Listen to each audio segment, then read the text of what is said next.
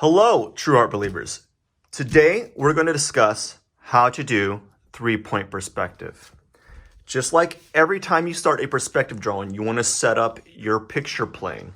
So to start off with, you want to have your horizon line, your ground line, your left and right vanishing points, your central vanishing point, and for fun, add your vertical trace.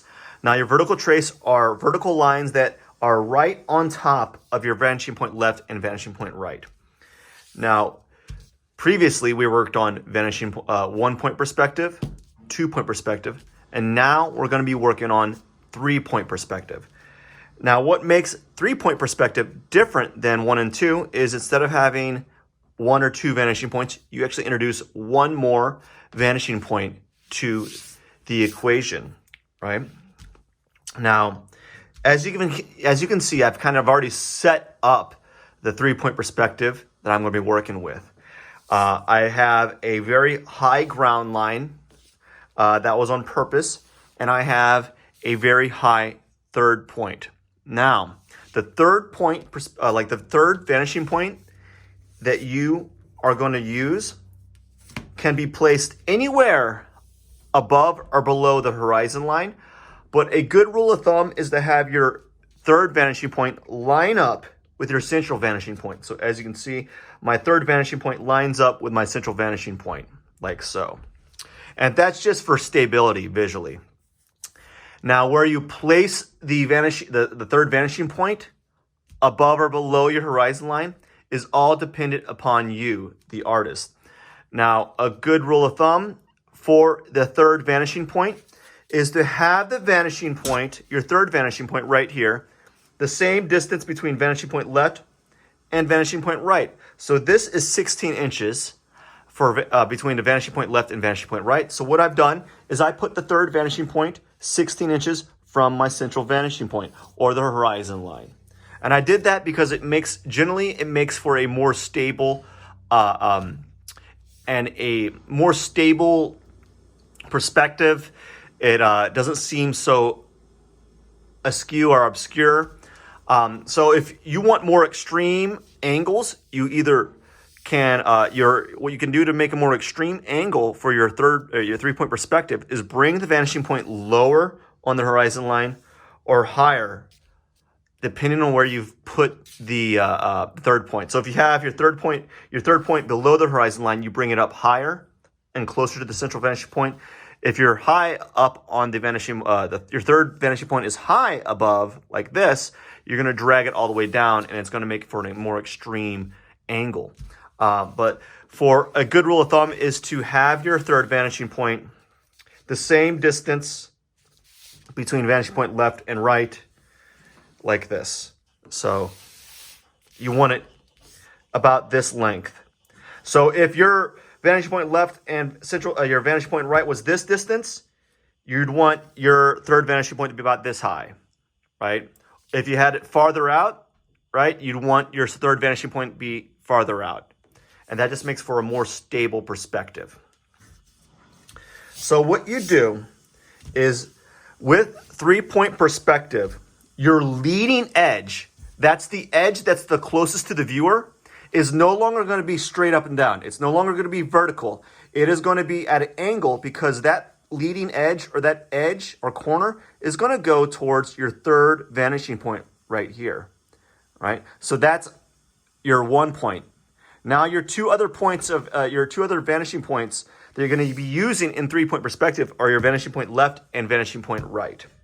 So what I've done here is I've already established all my leading edges to some of my shapes here. So as you can see, I have my leading edges going towards the third vanishing point. Now, what I need to do is I need to determine the height of these objects that I'm working with. And they're going to be like skyscrapers, I guess. And so what I do is I'm going to be making horizontal lines. They're going to be at angles because these lines have to go to the vanishing point left and vanishing point right. So they're going to be at horizontal lines. So what I'm going to do is I'm going to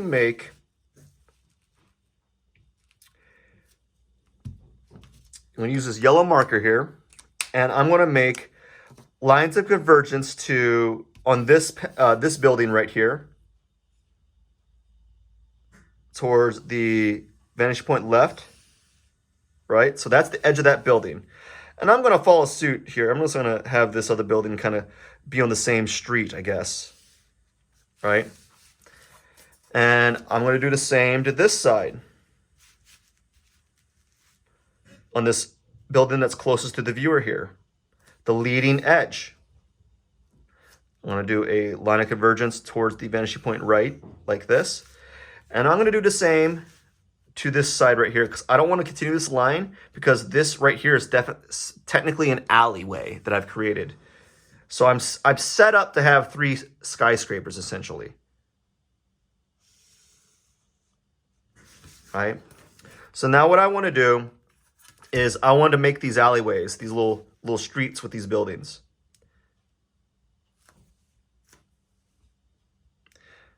So I'm basically making a rectangle in 3-point perspective.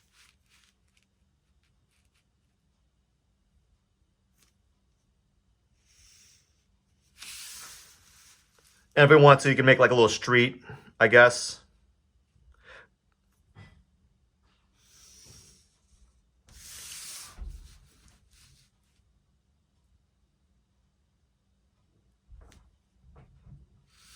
Just for fun. So we have like a little streetway, I guess. Maybe this is drive-through. I don't know. So now we got to determine the height of these buildings. So remember, the cone of vision still applies to this. So I'm not going to have my buildings go so far up that the angle is going to be very odd. So the cone of vision is that imaginary circle that goes around vanishing point left and vanishing point right. So it's the radius of the central vanishing point all the way around. So anything like above here is going to be kind of like obscure. So I'm going to make my buildings, you know, not too high up, right?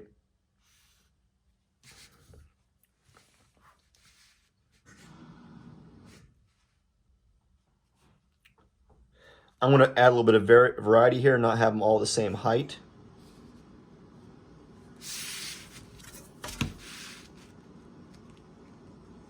So right now, I am just establishing the side planes of these shapes here, so I know the height of them. And now I'm going to do I think I'm going to do a lower building right here. Let's be a little bit lower. Again, they're going to the vanishing point right and left, respectively.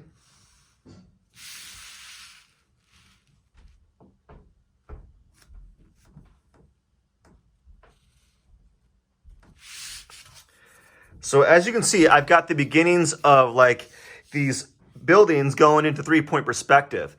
Now, this is where it can get kind of exciting. Before I begin any like drawing these lines out with a black marker, what I want to do is I'm going to play around with these shapes a little bit. But first, I got to do this right plane here.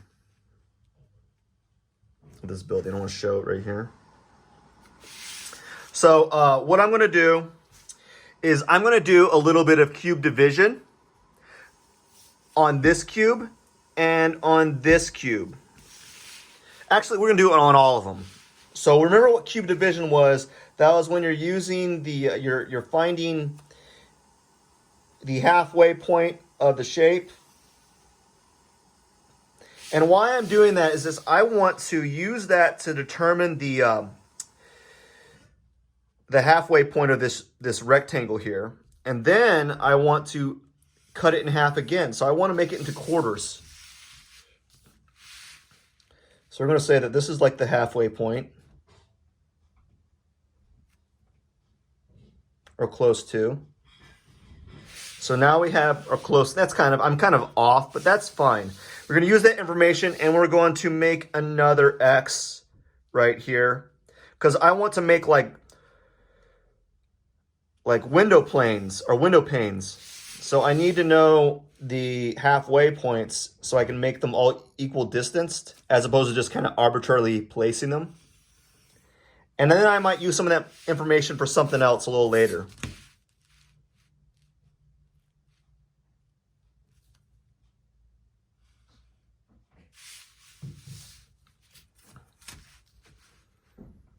So as you can see, I'm implementing a other lesson from a previous exercise, and I'm going to use that to my advantage. So I'm going to use it to make the horizontal lines for horizontal window planes or panes or glass, panes of glass.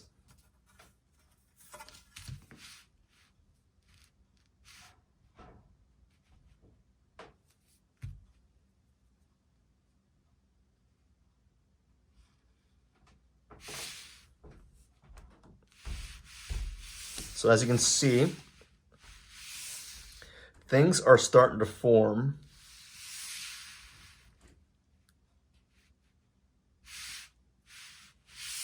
I actually think I got confused. Anyways.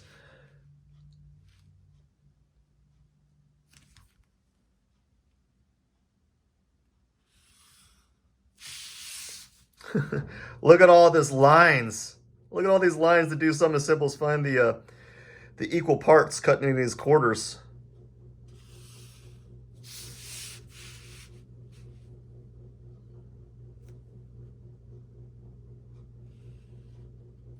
I think that'll do. So we have kind of this in like quarters.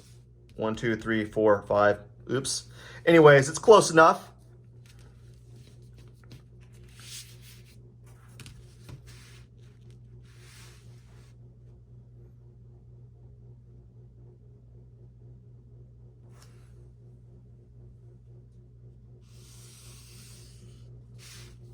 So I'm just doing a bunch of work ahead of time so that when I do decide to make elaborate forms here.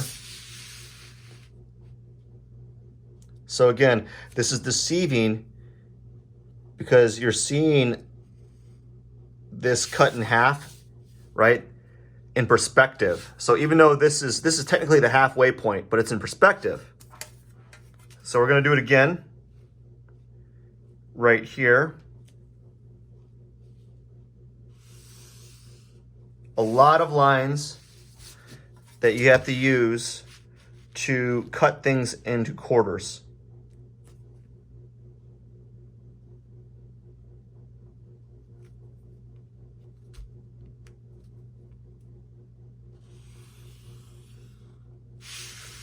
Okay, so that right there is we're getting there. We got halfway.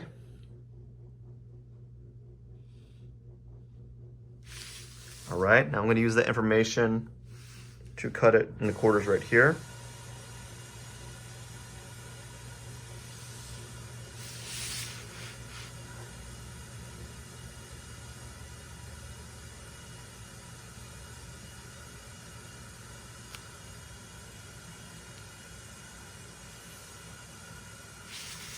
Now I got this in quarters.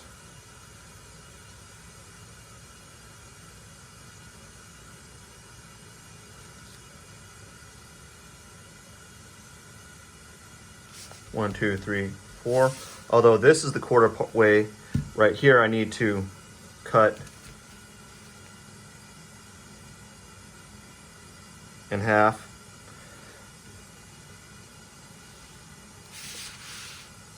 I can already tell that I'm making mistakes. I don't even know if I got my math right here. I think I'm cutting an extra quarter or breaking down a section that shouldn't be broken down, or adding a line that shouldn't be added. It feels that feels to be the case. But either way, the information is there. So I'm going to do the same here, but I'm going to use it for something else. I'm going to use it to add on a chunk to the building. So I want to add on a part of the building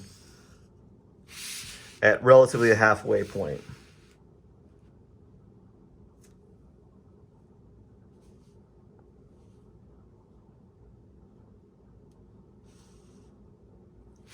Well, I know what I did wrong. This is half, and then I should have done 1 and 2 instead of 3 times. Now, this is the halfway point. So now what I want to do is I'm going to add an area. It's going to like add a section off the building, so it feels like there's a section of the building like it's cantilever off the side.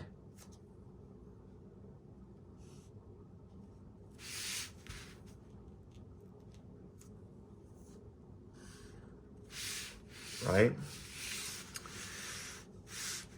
And I'm going to use an auxiliary vanishing point right here.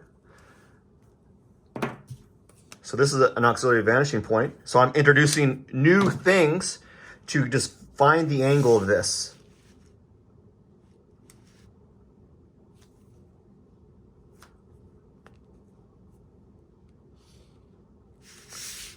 So now I know the angle of this. I'm going to have this form come off like this. And then I'm going to use the auxiliary vanishing point again.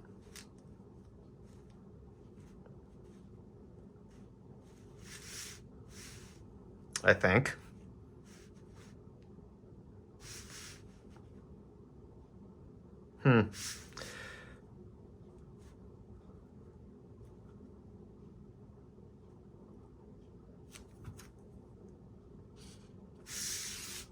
Oops. So now, as you can see, I need to make the proper adjustments. I went ahead of like a few steps ahead. So this is correct, but I shouldn't have done that area.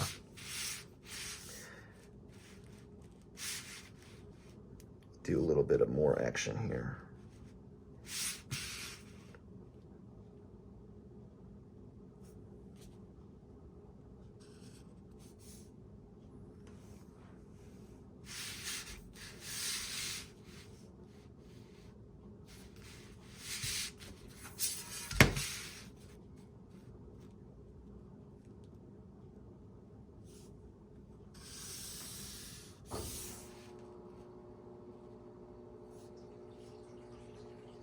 So what I'm doing is I'm taking this time to kind of make an intricate building structure for you.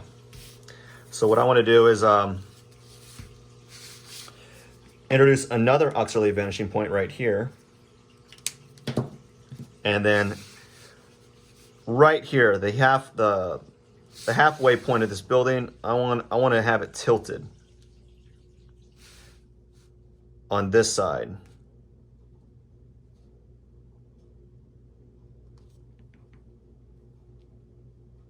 I think.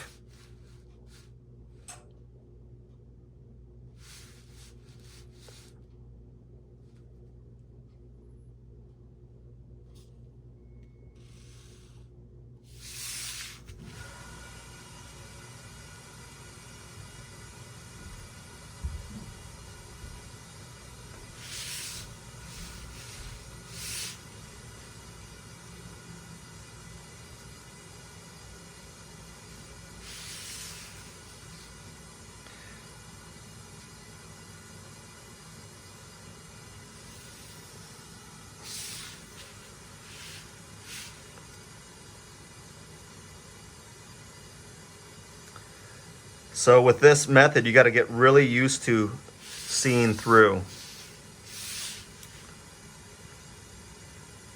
So now I'm going to use this line right here because I'm just going to determine the face of this.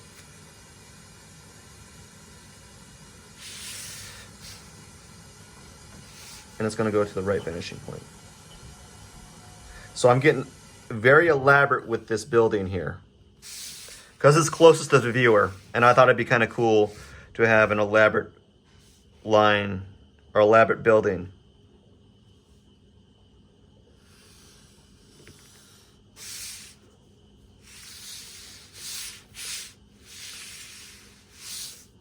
Okay.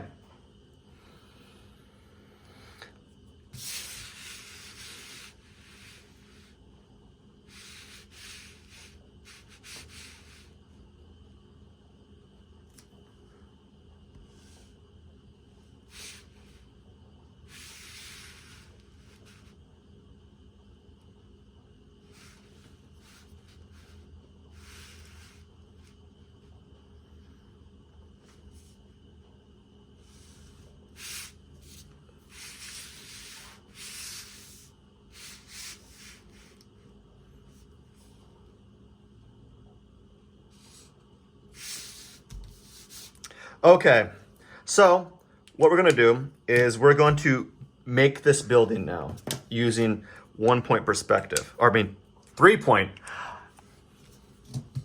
and then using all the stuff that I've kind of used here. So I'm going to make some dots on the areas that I see need to be addressed.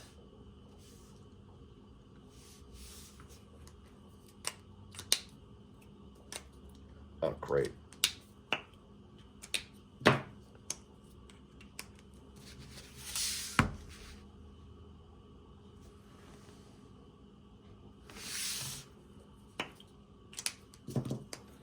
So I like to do this with the markers, make the dots in the areas that I need to stop at, so I know when to not continue my lines. It just makes it slightly easier, especially with marker.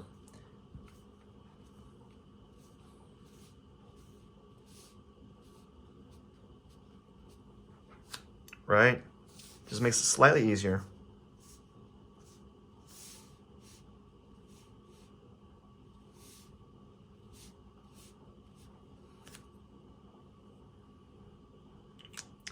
And we're probably going to bring this line out back, but for now, let's begin.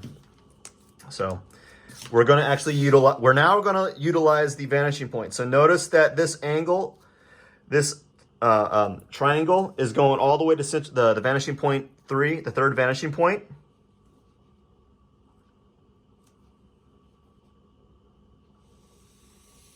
Like so. The same with this leading edge of this building.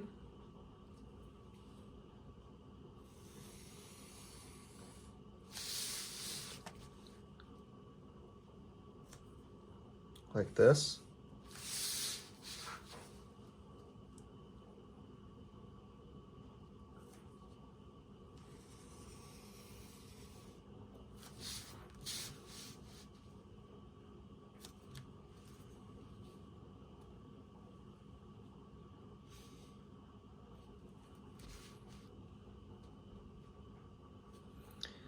Making these horizontal lines here to show the panes of the glass in the building.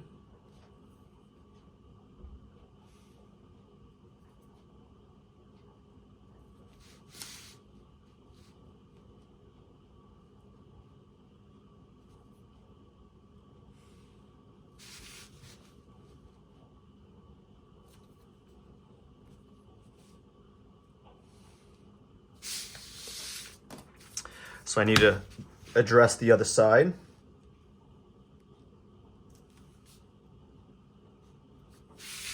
Same goes to this side right here.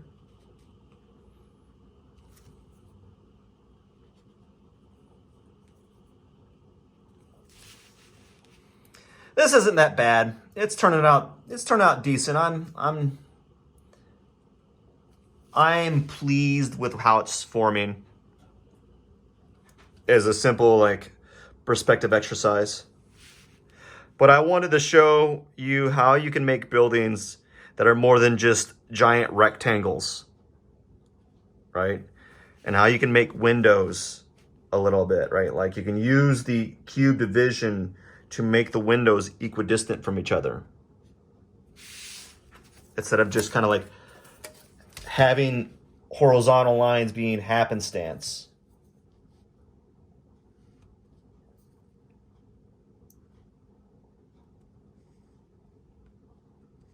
Right?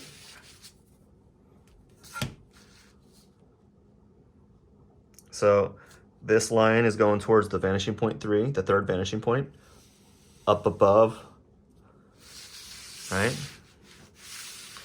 This line, this leading edge is going to go all the way to the third vanishing point up here again.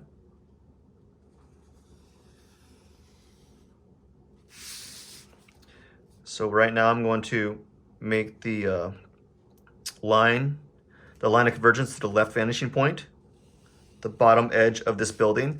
And I'm going to do the same to the right bottom edge of this building.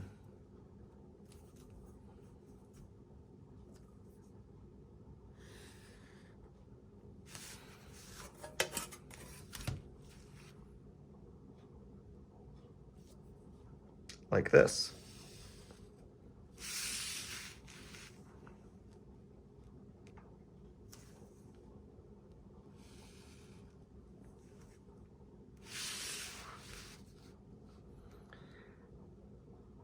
And I want to illustrate this line here that's going towards the auxiliary vanishing point. I probably went a little too far. Oopsie daisy. There goes me trying to emphasize that line. Maybe what we'll do is we'll make it seem like it's a heavy edge. We'll just put a heavy edge here to kind of mask it.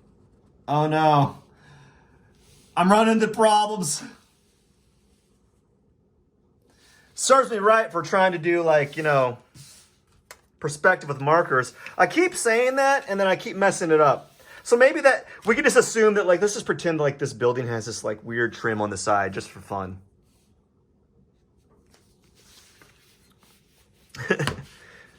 Let's just pretend. Let's pretend that he didn't make a mistake.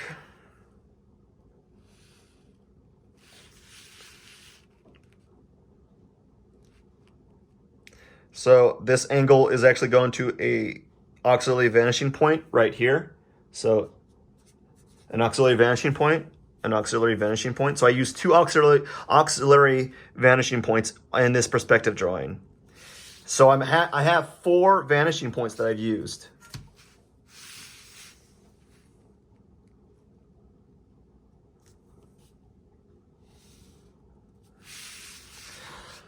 And I'm going to keep saying that I'm making these mistakes because I'm drawing at a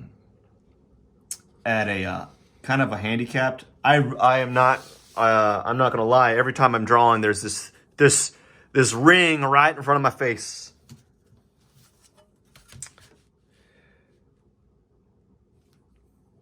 And if you've done perspective drawing, you know you like to get really close. And I'm really far away with doing this drawing. Like I'm not really that close to it. So as you can see, I've made like an elaborate building here that is perspectively sound. So we have a rectangle that's been cut a little bit, and it's another rectangle. So it makes it a little bit more dynamic, yeah?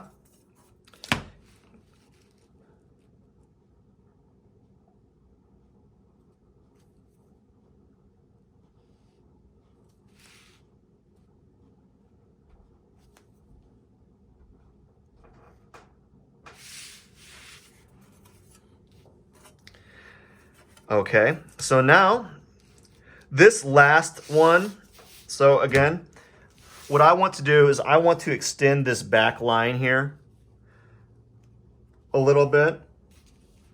So we're going to extend this back line. But first, I want to toss around some markers.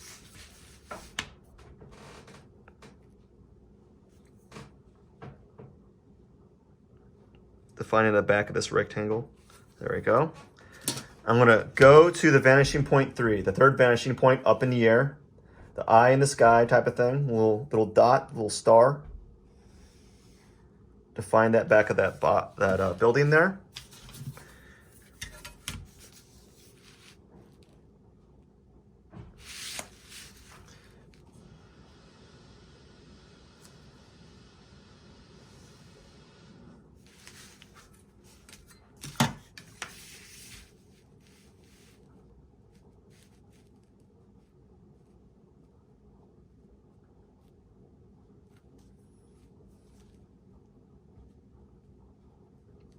Here we go. Just taking my time here, because I'm prone to making mistakes.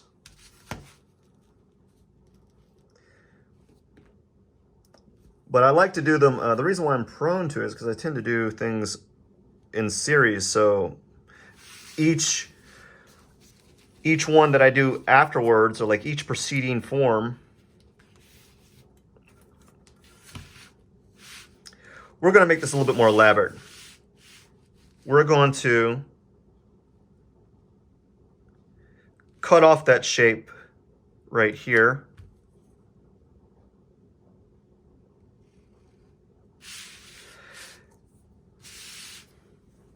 Right, so I'm going to use the yellow marker again so I know what to do. And then we're going to use this auxiliary vanishing point right here to make a different angle.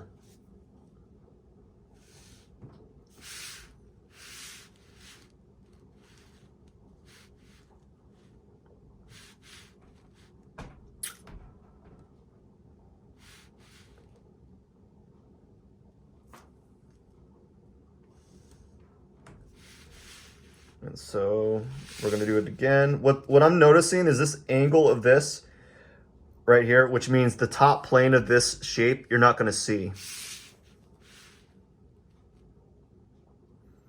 So that's why I have all these errors on this one, because I was trying to visually see what I was doing. And it seems that a lot of these forms are going to be concealed anyways. So I'm learning something. Normally you don't do this with pencil, with marker all at once, so you don't make as many mistakes. You usually do it a couple rough drafts prior, and I didn't either. I kind of did a rough draft. I had the rectangles drawn out.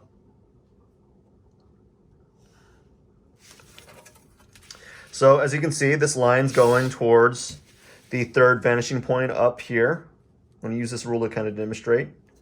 Just maintaining that same angle.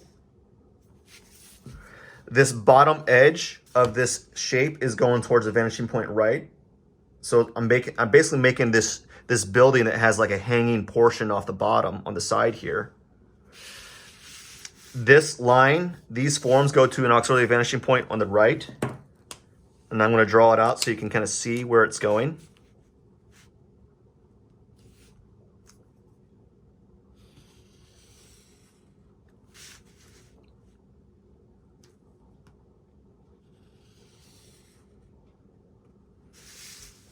See?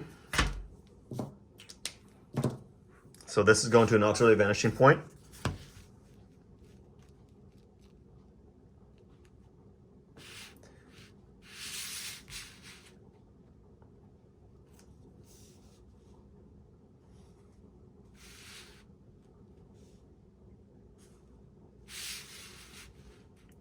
This side plane of this shape is actually going to the vanishing point 3 again. So the third vanishing point up in the sky, as you can see.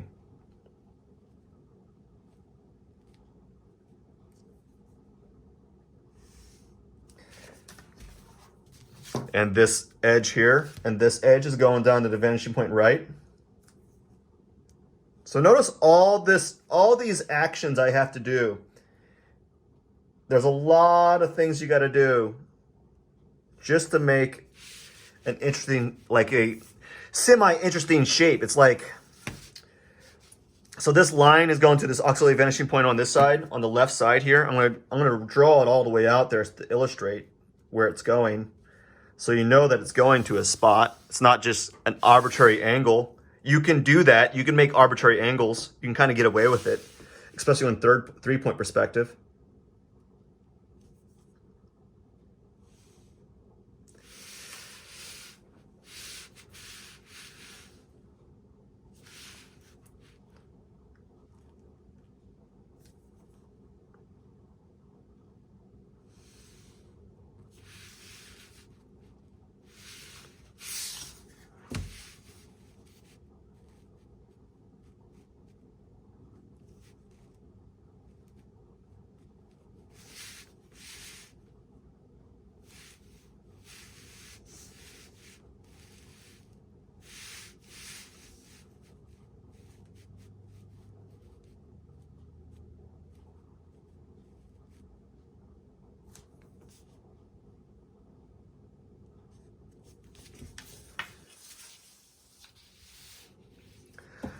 I made a mistake again. I put a dot right here, and this edge actually doesn't line up. But it is what it is, and it looks okay. So let's do a few more things. Actually, no. I think you get the idea.